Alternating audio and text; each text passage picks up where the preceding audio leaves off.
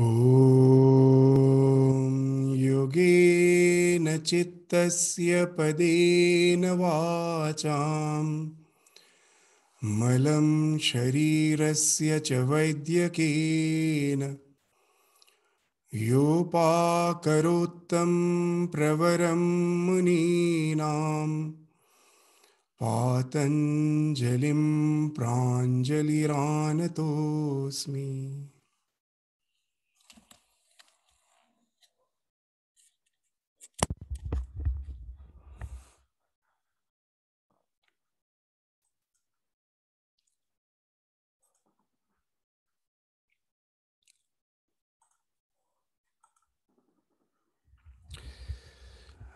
So there was an interruption because of the power outage. We couldn't have class for the last 2 weeks.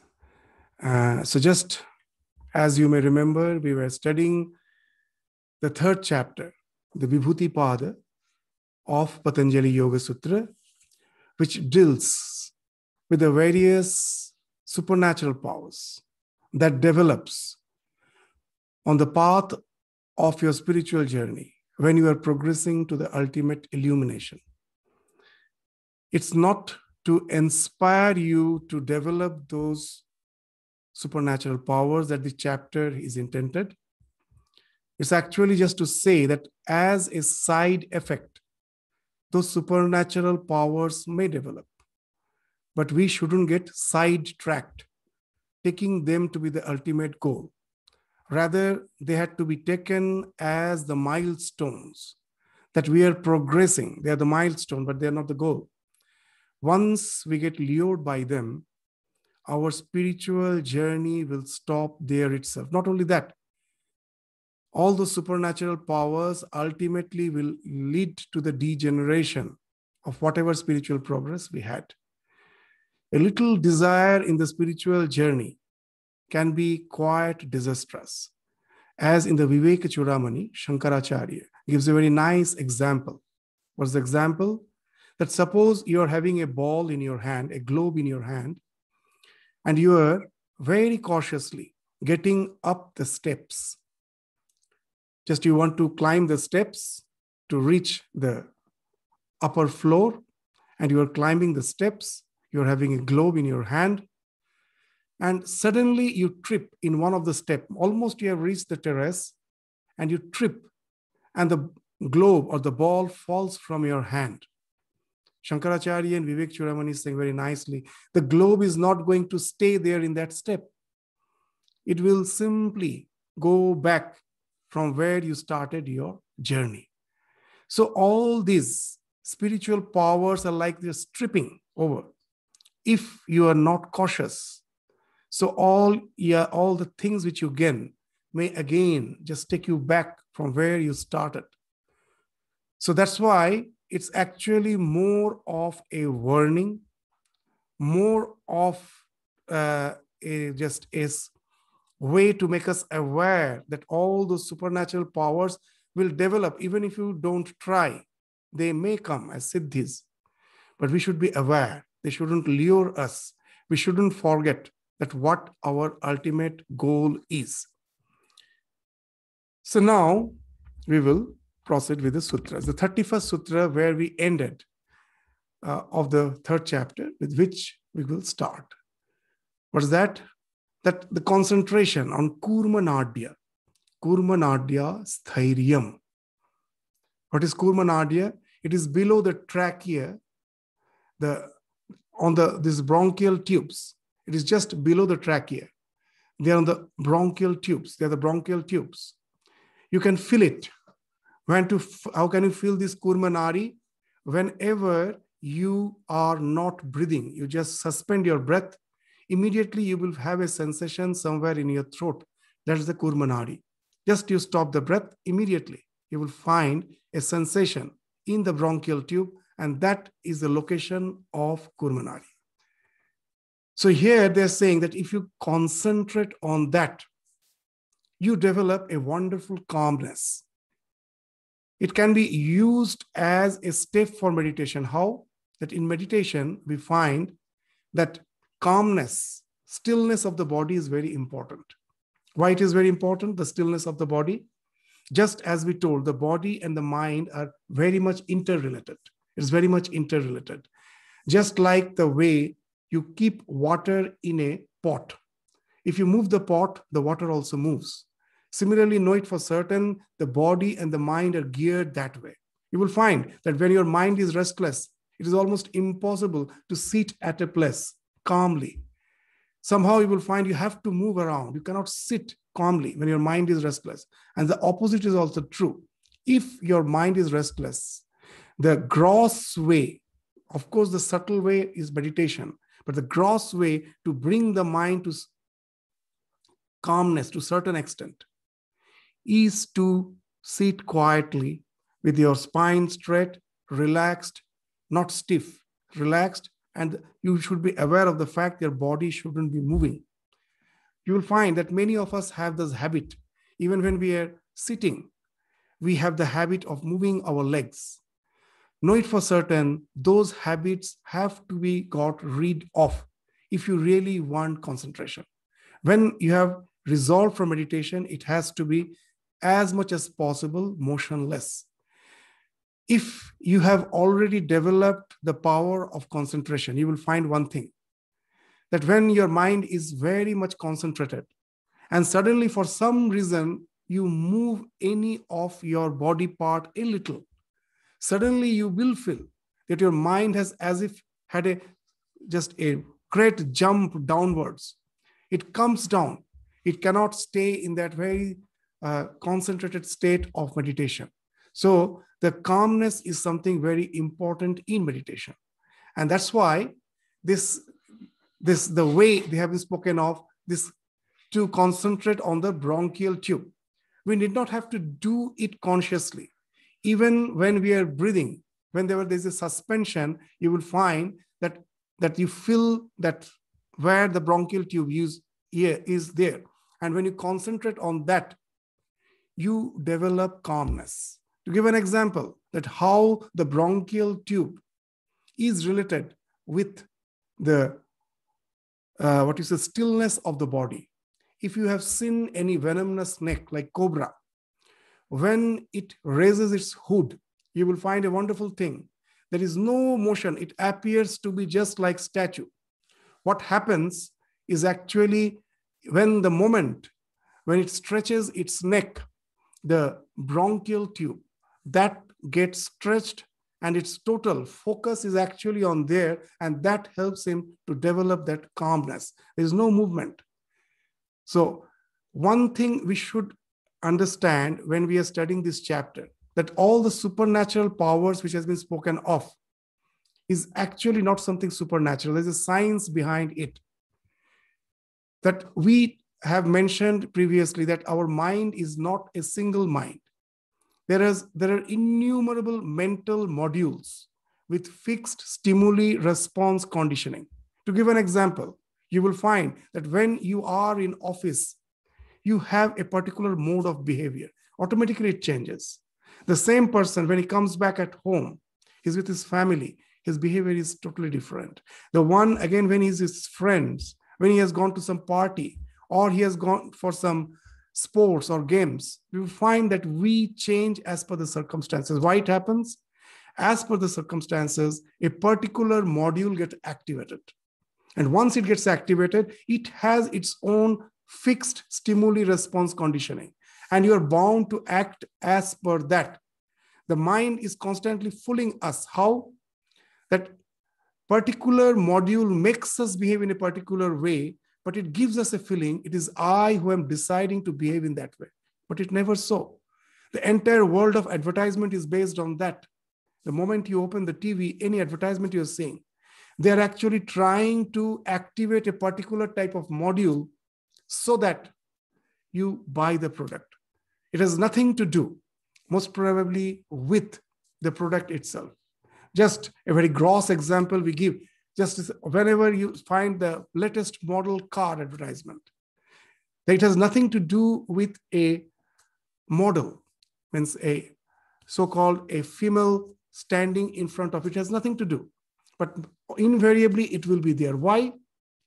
it is actually, the advertisement is meant to activate some particular module, and that drags your attention. And that's how they are tempting you to buy. So just why we are saying this, that there are innumerable mental modules. And when we get conditioned that when I'm born as a human being, I'm conditioned that I'm a human being, there are so many modules which were active in some other birth, but which are not appropriate for the human birth. They all remain hidden. Why? Constantly my asmita is linked with that ahankar. I am a human being. And that fixes what type of modules you will be dealing with. To give an example, in internet, you can download anything and everything. But suppose you are a medical student. Now, what you are going to download gets limited, gets filtered. Because I am a medical student, the things of my interest is that which deals with the medical science, and I am just downloading that. But I can download anything. So what is happening? I am downloading as per my bias. And that bias is decided by the circumstance that I'm a medical student. Similarly, the moment I'm born as a human being, there are innumerable mental modules. I will be downloading from the Mahat, from the cosmic mind, only those modules which are appropriate for my human birth, not only human birth, the situation in which I am born, the circumstance, all the vasanas, all the desires which has resulted in this birth, and all the modules appropriate to that, only they get activated. Now, if I can somehow, through my yogic endeavor, remove that filtering factor. This is known as asmita and ahankara. Asmita is the pure amness. That when I can never get rid of the idea of I am. But in our life, that I am is always linked with something. That I am, my family, my friends, my delicacies, that the thing which I like, my house, all this your amness is getting linked. The moment it gets linked, it becomes ahankara. But the pure asmita, amness, is something which can be practiced through spiritual practices. That's the thing we are doing, that the mindfulness, that I have to be always established in amness. When you're doing that, when the more and more you're getting rid of the ahankara, all the biases are falling off. The filtering factors are going off. Now, though you are a human being, you can download any of those mental modules. And they appear as supernatural powers in the human being. Know it for certain. You will find that characteristic in some other animal. It must be there. It is not common in human being. As because of my amness is now not biased with only fixed modules. It can download anything, and immediately you'll find actually the body is the projection of the mind. Immediately you will find so many other characteristics, traits are finding expression through your personality. So in spiritual life, what is happening, that this is a common thing. Whatever way we may practice spirituality, the thing which happens is the detachment grows. Your attachment to the immediate so-called sensual pursuits of life, they start falling off. And you get more and more established in that pure amness. And naturally, what is happening now? All those filtering factor, from which you are downloading from that mahat, from that cosmic mind, that has been removed. So you are downloading anything and everything. And that way, you develop those characteristics, which is not common in human being, but you will find it is there in some other creatures that is finding expression through your life. And that's the thing you will find is being expressed in all these sutras. So that the thing which we see in the snake, you will see the snakes have that capacity, not only snake, to be absolutely still.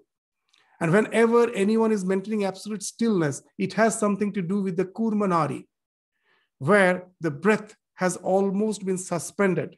And when the moment the breath gets suspended, you become aware of that kurmanari. The more the focus on the kurmanari, the more your body becomes still. So that's the thing which has been spoken of in the 31st sutra. The 32nd sutra speaks of some vision happens when murdha jyotishi siddha darshanam.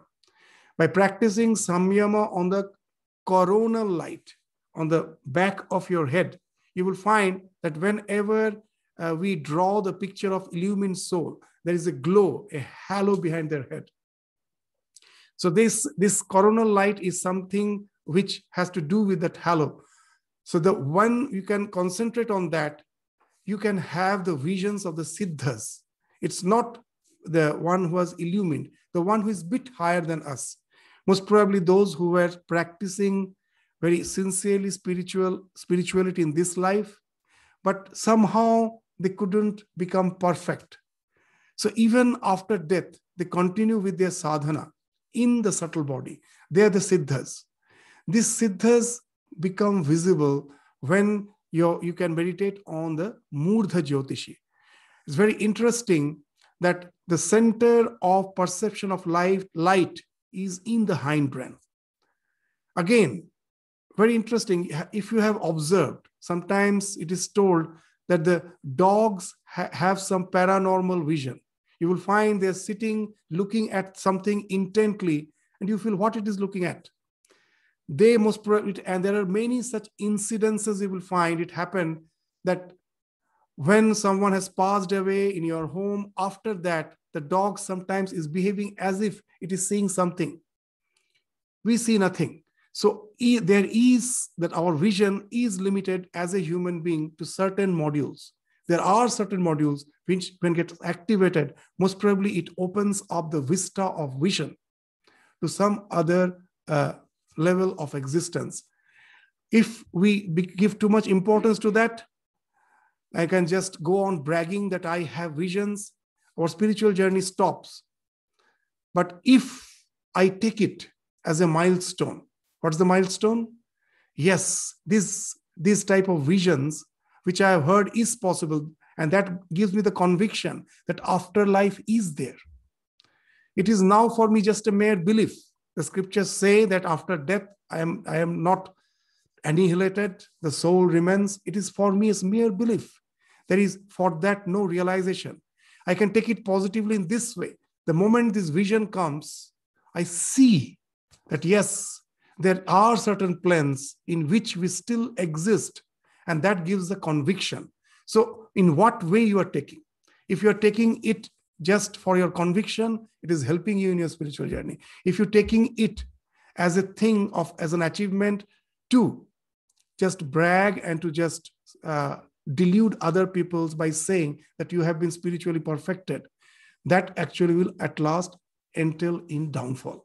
So we can use all those things as an awareness, as a milestone to still progress further. So Murdha Jyotishi, Siddha Darshanam. The next is very important, Pratibha. It is intuition. It's a technical term, Pratibha. Pratibha. Pratibhat va sarvam. The 33rd Sutra speaks of. What is Pratibha? Pratibhat va sarvam. The knowledge known as Pratibha, when that dawns in you, that intuitive knowledge dawns in you, you can know anything and everything. What it is actually speaking of. Pratibhat va sarvam. We find that all the spiritually illumined souls are highly intuitive. They can as if foretell the future. How it happens, why it happens. Is it something supernatural? No, there's a science behind it. Again, in our spiritual journey, as we were mentioning, that when through our meditation, what is happening, that when gradually we can detach our mind from all the things with which we are attached. At present, my identity is with all my projections. When you can detach your amness from all those projections by going into Savikalpa Samadhi, that pure amness, pure asmita, in that you are established. In this chapter itself, the 54th Sutra will speak something that how Pratibha develops, Pratibha, this intuitive power. It is called Taraka Jnana. What is the Taraka? Taraka, the 54th Sutra will speak of Taraka Sarva Vishayam, Sarvatha Vishayam, Akramam Cha Iti Vivekajam Jnana. That when you develop discriminative power, what happens? Your knowledge is no more sequential. At present, my knowledge is sequential. Just like when I'm reading a book, I have to read page after page. Knowledge is sequential. And then when I've read the entire book, just by seeing the title of the book, somewhere the book is lying, just by seeing the title of the book, immediately what's the content of the book flashes at a time. So that's that tarakam, that's the knowledge, the saving knowledge. It saves. How it saves, that we will gradually describe. That pratibha, how it happens.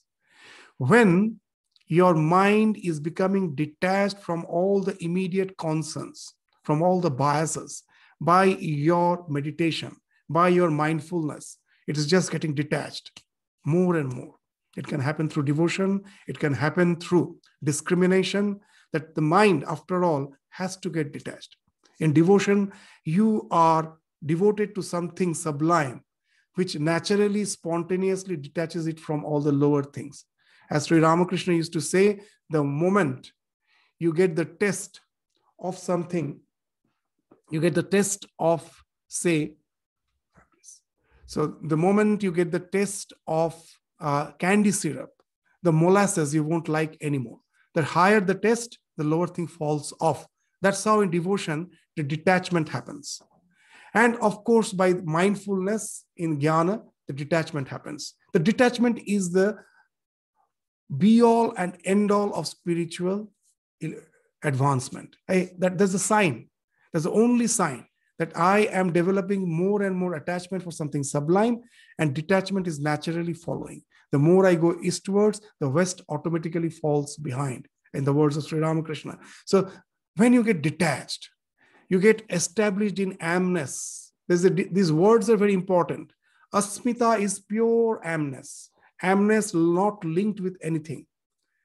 And ahankara is that asmita linked with all the so-called projections.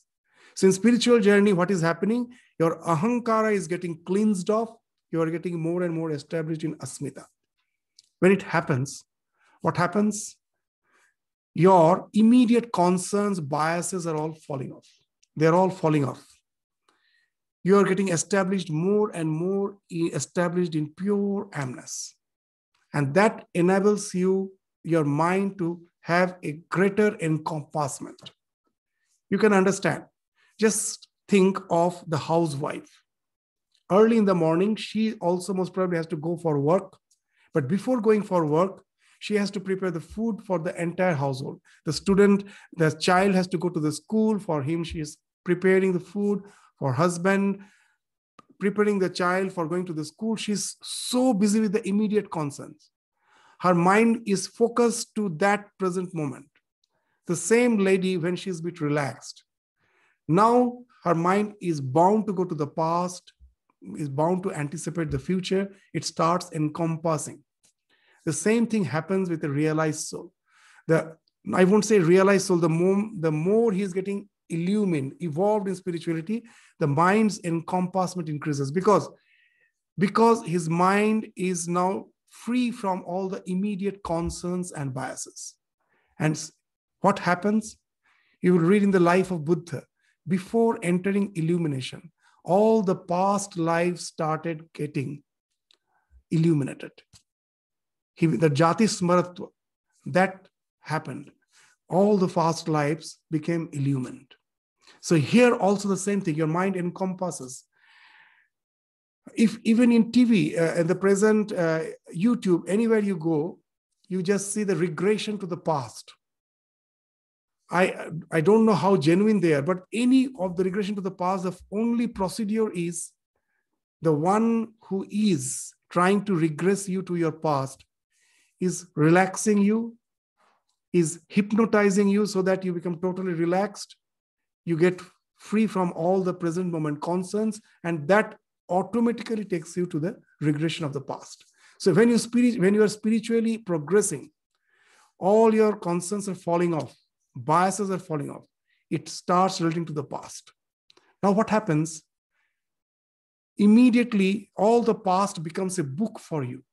Each and every life was a page. One after other, it opens up. And now you have the knowledge of the entire book. So now you become highly intuitive. When you see anything in the present life, because of your past experience, you can as if say the future. These actions is going to entail in such and such thing. Even in our day-to-day life, it happens. When a young child is growing up, you will find a wonderful thing. What is happening?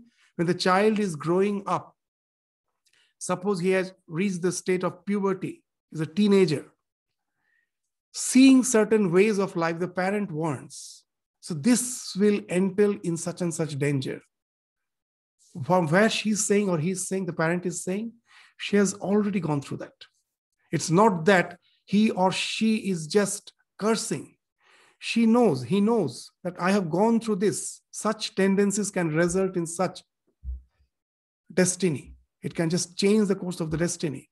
And that's what, for him, for me, it is sequential. For the teenager child has to go through the experiences, each and every page, to learn it. But for him, for the parent, it is a book. They know that what the content is. They can immediately foretell. And that speaks of pratibha, the intuitive knowledge. It is not something supernatural. As they relate to the past, they have seen that history repeats itself, the same thing, the same tendencies resulting in same destiny. They can just see it. And that's what is known as the pratibha. And by that, they can as if know everything.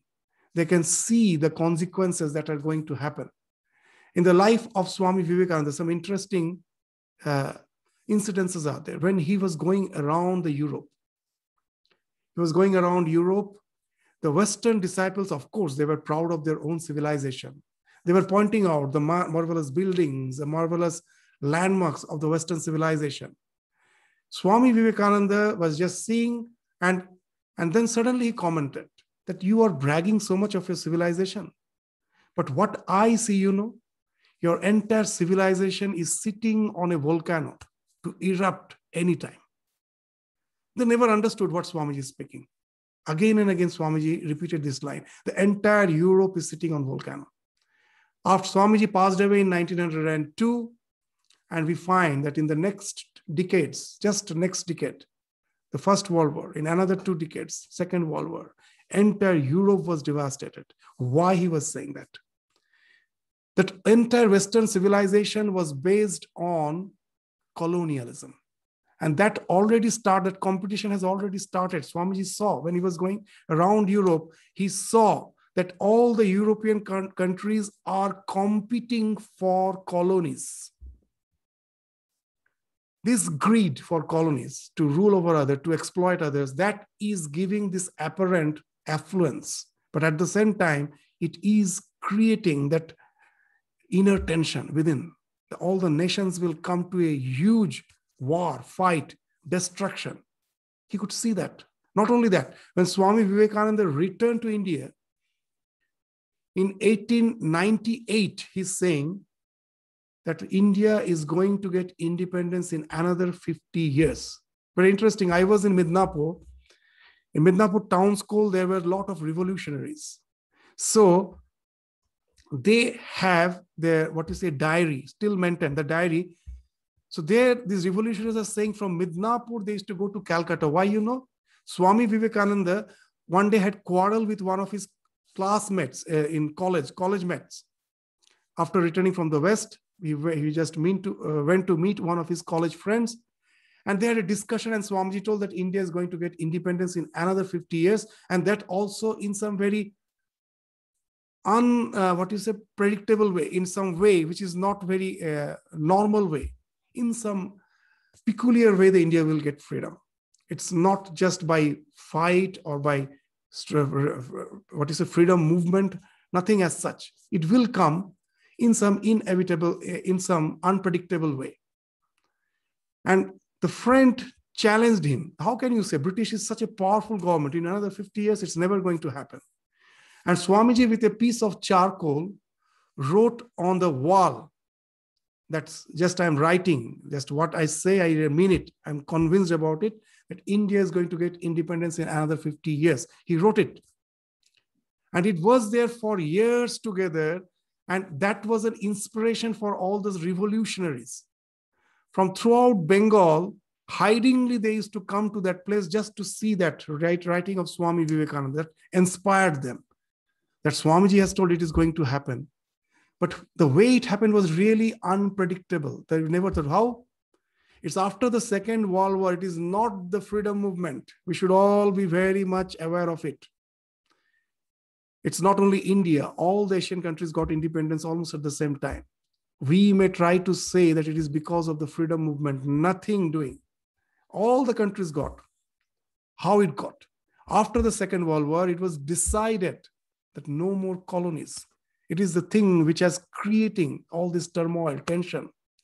So it was decided that in this UN treaty, that these colonies we have to get rid of. And gradually they started getting rid of the colony. And that's how we find all the Asian countries, one by one, getting independence, not only India. So it came just in 50 years. In 1998, he's saying. Just see how he's just seeing the future. It may appear to be supernatural, but what's happening? That as he has that vast encompassment of his mind, he can see as if the past, how the things are happening, how it is going to just unfold. There's all this fight for colonies. It is not going to give any affluence to the world, permanent solution. It has to fall off. And with that, the independence will come. And that's the thing which is as if seeing. So this is what called pratibha. What's that? Your mind. It's not that you develop some supernatural power. It's just your power to see the book as a whole. It's no more sequential knowledge. I don't have to go through those experiences. The entire nation had to wait for another 50 years to really understand that independence is really going to happen. In 1998, no one thought of it. That time, the Congress party was just thinking of getting some favors from the British government. That was their only goal. They were not even thinking of independence. And that's the time Swamiji is saying independence is something which I see in another 50 years. So this is the thing, just giving the examples to understand that what it is being spoken of. That sarva vishayam sarvata vishayam akramam. There is no sequence. Krama means sequence, akramam. The knowledge as such in a flash comes. You don't have to go through those experiences. Just seeing the ways of life, you can just predict what is going to happen. So that's the pratibha. That how the pratibha happens will be spoken of in the 35th sutra as we proceed. Now let's go to the 34th sutra. It's what speaking, hridaye chitta samvit. If you have to have the knowledge of your mind, you have to concentrate on your chitta, on your heart. Very interesting. Now, you may say that in those days, the people never knew that all the emotions actually emanates from the brain, not from the heart. So they must have gone wrong. But very interesting, even now modern science is struggling that how the heart is linked with the emotions. They don't know, but they say it is something which is true. There are so many cases when you get terribly angry, you are at rage, you have heart attack. When you are in extreme sorrow, someone has passed away, you get heart attack.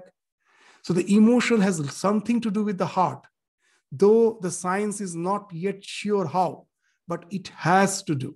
So hridaye chitta samvit. The more you give importance to your this heart center, you can control your emotions. Even in the modern psychology, they say, just to what you say that by meditating on the heart, you become aware of the emotion, not on the brain. You may say that in brain something is going on, but when I have some emotional turmoil, it is felt in the heart. Don't run away from it. Don't run away from the emotion. Suppose I am angry, that how can I get control over my emotions? Focus on the heart, and then you know that what's your exact emotion is.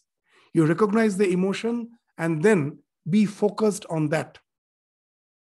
Any emotion, even in the modern psychology, they speak of just by focusing on that, not running away from it, you can develop a control over it. So don't run away from the problem, run into the problem. Go into the turmoil. So what actually it means? When you are angry, suppose I had some fight with my colleague in the office. or there was some confrontation with the boss, whatever it may be. And I find that anger is still is brewing in me. When I have came back, and just to forget about the anger, I just turn on the TV and just to try to distract the mind and forget what has happened. And the next day when I go back, I behave with that person in such a way for which I repent. Because I feel that I lose my goodwill. People start thinking that I have no control over my emotion. What has happened? That I actually have not taken care of that emotion. It was still there. It was there. Again, when the moment came, it simply spurred off and I couldn't control it. How would I have controlled it? When the anger is there, in the present language of this modern psychology, they use the acronym called RAIN, R-A-I-N, RAIN. That don't run away from the emotion. Recognize, R stands for recognize. Recognize the emotion, that what it is, whether it is anger, whether it is sorrow, whatever it may be. And then A means accept. Don't run away from it. Accept it. It's okay. It's okay to have it. Don't run away. I now investigate the nature. That's very interesting. Not a single emotion, when you investigate its nature, you will find, can stand by itself. When I am angry, what I am doing constantly, I am remembering the past, the incident that has already happened.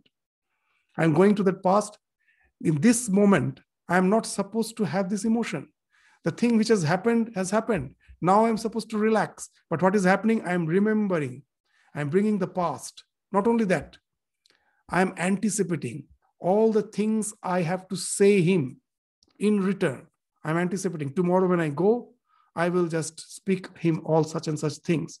So you're anticipating. So what is happening? Your present moment is constant emotion is getting fed by the past and by the future. After investigating the nature, what you do without running away, face it and try to negate that at present. Why should I be disturbed by the thing which has happened in the past? Let me be in the present. Let me be with the anger, but I won't allow to go back in the form of memory to what has happened, nor should I anticipate. Just let me stay with the anger. And you will find the emotion is evaporating. It's no more there. And that's how we have to take care of, by being mindful of it. There's a wonderful incident in the life of Swami Vivekananda. When he was in Varanasi, before going to the West, he was in Varanasi, he was in Kashi. And as a wandering monk, he went to the Durga temple. And after having the darshana, after prayer, just paying his oblations to the deity, he was coming back. He was returning from the Durga temple. The moment you come out of the Durga temple, the path is very narrow. On one side, there is the wall. The high wall is there, boundary wall. And on the other side is a huge reservoir. And the road is quite narrow. Now, everyone has to pass through that road. And Swami Vivekananda was passing through that road after coming out from the temple. Suddenly, he felt something is chasing behind him. And he looked, he found a pack of monkeys was almost on his heels. He got scared. He started running. The monkeys started chasing him faster. They were almost on his knees. Swami was almost panicking. And then he suddenly heard a voice from a distance. An old monk shouted at him, "Stop, face the brutes. Stop, face the brutes." Hearing that, Swami Vivekananda stopped, turned around. And he found a wonderful thing. The monkeys also stopped. They were each staring at each other. And then the monkeys started receding. And Swami Vivekananda then told a very wonderful thing. I learned my lesson of life. Never run away from the problems, from your emotions, from all the so-called your evil thoughts. Face them. Stop, face the brutes. The moment you face them, they start falling off. So that's the way we can deal with the emotion. You will find even Ramakrishna is saying a very interesting thing. When his niece Akshay passed away, the day he passed away, Ramakrishna was sitting by his side. The moment he passed away, Ramakrishna was laughing. Why? He told, I palpably saw, it is not just imagination. I saw the soul leaving the body. So there is no death. And the next day, suddenly he found that his heart is as if being churned because of this sadness. After all, it's the blood relation. And very interesting, we find, oh, then he also gets affected. But the wonderful thing, that he is describing it as if he was observing what's happening. That as being a human being, being a biological creature, certain emotions are bound to follow. Don't get identified. Be separate from it, that this is the way the body is supposed to behave, the mind is supposed to behave when the kith and kin, someone you have lost. Don't get identified. Don't feel that you are the one who is sad. Sadness is something is of the mind. I am observing it. It's of the chitta. So when we can do that, then we have control over the equation, these emotions. And the emotions, where I can find those emotions? In my heart. So now you will find this Hridaya Chitta Samvit, that with that, by concentrating on my heart, the center of my emotions, I can get control over my mind at any situation of life. There's a nice, this RAIN acronym reminds me of an incident in the life of Swami Sharadananda, one of the direct disciples of Ramakrishna. A young novice asked Sharadananda, when he was a quite elderly monk, senior monk, he was the general secretary of the order. A young brahmachari came and asked, "Sir, you are all blessed. Why? So your mind is so pure. You never have bad thoughts. We always have to fight with the evil thoughts." What Sharadananda told was very interesting. He told, no, there is no difference. Even evil thoughts do arise in our mind. It's not that it never arises. But there's a difference between you and me. And then he gave an example. Suppose you are sitting in your room, absorbed in some household chores, some household work.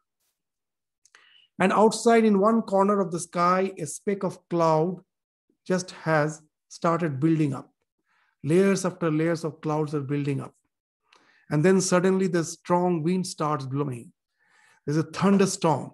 And suddenly there's a huge downpour. And the rainwater starts flashing in. And then you become aware, right? What happens? Suddenly the weather has changed. You go now to just close the window and you find it so difficult. Strong wind doesn't allow you. For me, that's your mind. For me, I was sitting, I observed. The clouds are developing. The sky is getting dark. The winds have started getting strong. As I've started, so I get sufficient time to take the necessary measures and get rid of the devastation that is going to follow from the thing which has already started. So the mind has its own way. In our life, when we have to face the various circumstances of life, the mind will have its own modules activated. We cannot sometimes avoid that. But the sign of purity is vigilance. How much vigilant you are. Whether you are getting identified or you're constantly vigilant, that speaks of the purity. You can easily get detached from it. So Hridaya Chitta Samvit. There are so many nice incidences that the price of purity is vigilance. That when Ramakrishna came back from Dakshineshwar, he used to come back from Dakshineshwar every year and spend few months in Kamarpukur. And you know that Holy Mother, that marriage was at a very tender age. So Holy Mother, she from Jairambati, after the marriage, she started staying with the parents. She was quite young. She was yet to stay with Ramakrishna. But when he used to come to Kamarpukur to spend few months, she used to come to Kamarpukur from Jairambati to spend those few months with him. And now, as she was growing, she always used to have a long well. One day she was just brooming the courtyard, and Ramakrishna was sitting in one of the corner of the courtyard. He was just having some tobacco, relaxing. And then suddenly, as Holy Mother has reached the state of puberty, most probably she was expecting that she wants to be a biological mother, as is quite obvious for all the marriage is intended for that. But Ramakrishna had some different goal of life.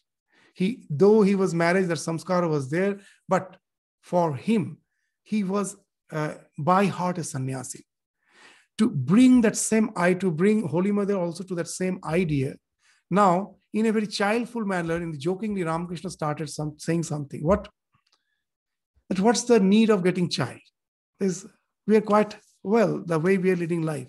See, just to say that, to speak of the transiency of the life, in those days, the pandemics were very common. So there used to be cholera, there used to be malaria, all those things were something used to come almost every year. So Ramakrishna started saying, you have the first child, and on the day of the rice giving ceremony, you adore yourself with all the ornaments, you dress yourself with the most expensive sari, and you have called the guests you are going to celebrate, and suddenly you find the child is sick. It has most probably developed cholera. In 2 days it dies, and then you start crying, wailing, and again a second child is born. Most probably this is gone in malaria. So Ramakrishna was repeating that the child is born, and this time it dies in cholera, this time in malaria. And from behind the well, while brooming the courtyard, very feebly, that young lady who has reached puberty, very feebly just told, will all of them die? Immediately Ramakrishna became very serious. What he told was, oh, it seems I have trampled on the tail of a poisonous snake. And that's what he told, and Holy Mother ran inside. So why we are saying that, see, it's not meant for all, but you just see that they have a very high ideal of life. And where the purity lies, it lies in the vigilance. Ramakrishna immediately found that the moment she told, will all of them die, from that immediately he understood that somehow that lingering desire to be a biological mother is there. Otherwise, why should he ask, will all of them die? And that made Ramakrishna immediately feel that this is the thing which is not meant for me. And that's why he's shouting that, oh, I have trampled on the tail of a very venomous snake. So this actually speaks that to nip at the bud in the spiritual journey, that what we are giving this example is that when you're vigilant, if any emotion which you find is not something which you desire, we all may have our own benchmarks. Ramakrishna's benchmark may be quite high. We have our own benchmark, but we find certain desire, certain emotions we won't desire, but they do pester us. See, if we have to get rid of it, vigilance is the only way. Then only we can nip it at the bud. Otherwise, in no time, the layers of cloud at last will result in a huge downpour, and I find I am drenched. So that's the idea behind the sutra, Hridaye Chitta Samvit, the mindfulness which comes when you are just constantly having samyama on the emotions which emanates from your heart. The 35th sutra, as we told, is linked with that idea of pratibha, that how that pratibha jnana happens is mentioned in the 35th sutra. These sutras are a bit technical, but once we try to understand the words, you will find it's something speaking which is quite commonsensical. What's that? Sattva Purusha Atyanta Asankirnayo Pratyaya Avishesha Bhoga Pararthatvat Sartha Samyamat Purusha Jnana.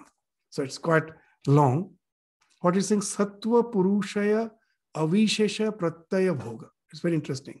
Sattva means the Buddhi Sattva, and the Purusha. Purusha means the conscious principle. This experiencing of the pleasure and the pain, how it happens, how we experience the pleasure and pain, the moment the conscious principle comes in association with the buddhi. Avishesha, you can no more differentiate that. Though they are totally different in nature, but the moment they come in association, each of them takes the nature of the other. Just the way when you keep a red flower in the proximity of a prism, the prism appears to be red. It actually has not become red. Similarly, the conscious principle takes the tinge of the Prakriti, and it feels that the pleasure and pain, all those experience belongs to him. So the Sattva, Purusha, Avishesha, all the Pratyaya, all the feelings, Pratyaya means the feeling. These words are these technical terms, if you are always not aware of, you will get confused. Vritti means the mental pulsations. Each and every moment we are having those vrittis. What is changing is not the vrittis. It is constantly there. Even in your sleep, it is there. What is changing is the contents of those vrittis. These are the pratyaya. Those pratyayas are changing. Then from where the pratyaya arises, the moment there's an identification of the conscious principle with the mind. What's the practice? That's atyanta asankirna. To constantly separate these two. That I am not the experiences which are going on in the mind. I am the witness. I am not them. By constantly separating them, what happens, as we mentioned, that you get more and more established in asmita. Ahankara is reducing. Ahankara is your association with all the mental modules. That is getting cut off. You're getting established in asmita. And then what happens? That results in the Purusha Jnana. These words are very important. You are yet to be established in your real self. All the modules you have got rid of. But when you say, I am the conscious principle, who is saying it? It is the mind who is saying. So even when you say, I am not the mind, who is saying it? It is the mind. So Purusha Jnana is not the ultimate realization. It is the notion that I am not the things with which I am identified. I am the pure conscious principle. But who is saying it? It is the mind. But when you have got established in that state, that itself is a big achievement because all the biases has fallen off. This Purusha Jnanam is not the ultimate realization. Ultimately, this Purusha, you have to go beyond that. But when you have established that, what results in, what ensues has been spoken of in the 36th Sutra. Once you get established in that pure asmita, what happens? Tat pratibha, which has been spoken of in the 33rd Sutra. And you get pratibha, you get pratibha, that's intuitive knowledge. Along with that, sravana, vedana, adarsha, aswada, varta, jayante. You develop supernatural powers, supernatural hearing, sravana, vedana, supernatural touch, adarsha, supernatural vision, aswada, supernatural taste, and varta, supernatural smell. So what this actually is it really supernatural? Again, no. The moment you get established in the pure amness, now you are no more filtering what you are downloading from the cosmic mind. All the mental modules are available to you. To give a common example, that we do not see at night. But there are instances that a spiritually advanced soul, even at night, can see the things. You may say, is it supernatural? You go to the zoo, there is a separate section for the nocturnal animals. And there you will find it is quite dark. And where the animals are kept, there is a red light. Why? Because actually what I am seeing as dark at night is not at all dark. At night, when the sun sets, because of the diffraction, the infrared light is still there. But our eyes doesn't have the capacity to see infrared. It cannot see ultraviolet, the strong light, which causes the skin cancer. The heat which we feel is because of the ultraviolet light, which we don't see. And the infrared, that's a very low frequency, that also we cannot see. But there are animals whose mind, who has those mental modules with which you can see even at night. So if now, because you are getting established in asmita, all the biases has fallen off, all the mental modules are available to you, it can find expression through your life, that night vision is possible. So supernatural vision is possible. In the pigeons, very interesting. For the pigeons, the world is extremely noisy. Now, from here, sitting here in ashrama, though the ocean is not far off, I cannot hear the rumbling of the waves. The pigeons can hear. They can hear the infrasonic sounds. That as a human being, we can hear from 20 hertz to 20,000 hertz. But there are animals who can hear below 20 hertz. The pigeons can hear. So when you get more and more established in the pure amness, you're not identifying only with the things with which the human life is linked. That a common example we give, that there are so many desires in us that most probably in some other birth we were a cattle, we were some grazing animal, and that time the grass was something which was our only food. On that we used to thrive. We liked it. So if all those these likings are there in my mind, if it is not lost as a human being, why seeing the grass I don't salivate? I am supposed to salivate. So here Yoga Sutra says, no, the moment you are born as a human, there are so many vasanas which are not suitable for the human birth. They remain hidden. They are there. Again, if I have to take birth in some animal body, they will again find expression. Just the example we give so many times. Suppose as a student, I'm good in all the subjects. I'm interested in all the subjects. I get good grades in all the subjects. And that leads me to get admitted in some engineering college or some medical college. Now, though I have interest in all the subjects, now they get shadowed. The moment I am there, my only liking for the medical science, for biological science, that is prominent. Others are there. They may find expression. When I'm an established doctor, I have sufficient leisure in my later life. Most probably as a student, I had love for music. That may come back, but they're hidden. Similarly, as a human being, so many modules are hidden. But when through spiritual practice, you are getting rid of ahankara and getting established in asmita, all those concerns and biases are falling off. The filtering factors is falling off.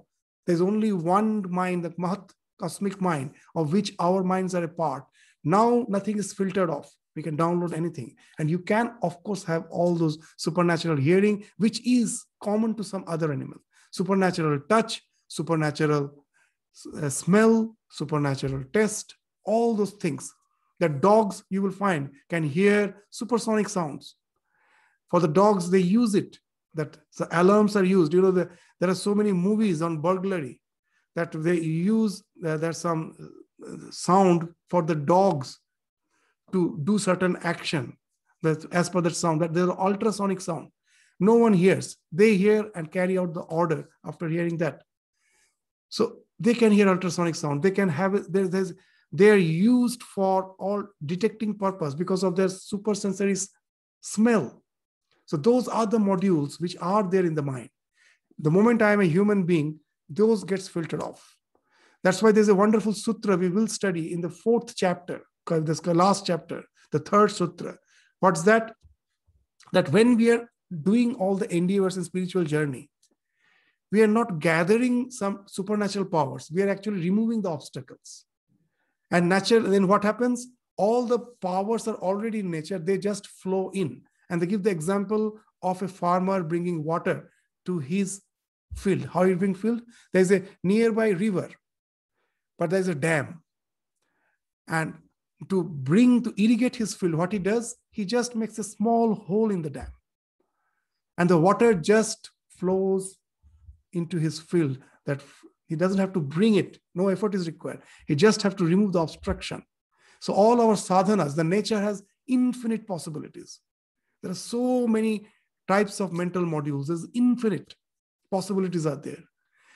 Our conditioning is just the dam.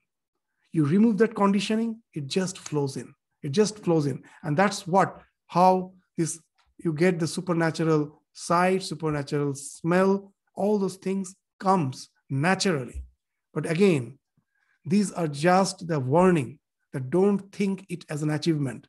Even if it comes, know it that you're progressing in spiritual journey, but these are not to be given importance. Otherwise, you get stuck up there. You forget your ultimate spiritual goal. And pratibha, that intuitive knowledge, how it comes, we already studied in the 33rd sutra. We need not repeat it. That more the amness, the same reason. The more you get established in that pure amness, without its association with all the projections, the more the mind gets all encompassing. And all the past knowledge in a flash come to your mind at a time. And all the laws of cause and effect, that becomes something palpably visible. Seeing anything, you can just foretell what's going to happen. So that's how the pratibha, as well as the supernatural perceptions, happens to a person who gets more and more detached from the immediate attachments of life and gets pure, established at pure amness, which also is not the ultimate state. We should remind. Why? Still you are holding on to your mind. When you say, I am not the mind, it is the mind which is saying, I am not the mind. So still, it is the mind. You have to go beyond the mind. So that's why today's class, we will end up with the 37th Sutra. That after saying all those things, to warn us that they are not something to be desired. They're just the milestone. What they're saying, te samadho upasargaha vyutthane siddhaya. They are obstacles to samadhi, ultimate samadhi, where you have to go beyond the mind, and which finds expressions as powers in vyutthana. You have gone to that state, you come back, you don't try to progress. Vyutthana means to come back, again to come back. In the worldly state, they find expression as siddhis. So here is the warning that they are an obstacle to the samadhi. When it comes, know it for certain that you're progressing that much. Don't try to have some mercenary activity, some business with all those supernatural powers. That's in this world, we find that there are so many adorned saints and sages. Just our benchmark is that some supernatural power, we start adoring. Most probably, we have both the guru as well as the shishya, both has got sidetracked the moment they get lured by that. That's why Sri Ramakrishna again and again has warned us of this siddhi. So siddhis used to say, pratishtha used to, in one of the scripture, they say shukari vishtha. Just reject it as a filth. Never try to even give attention towards it. So that's what the warning, with the warning, the sutra indicates that never get lured by them. Know them to be the obstacles of samadhi if you get lured. And it is just, say, particular siddhi, but it is not the ultimate goal. So with this, we stop our discussion. We will continue with the succeeding sutras of the Vibhuti Pada again in the next class. Thank you all. Namaskar. Swamiji, I have a question. You mentioned about Purush Jnana.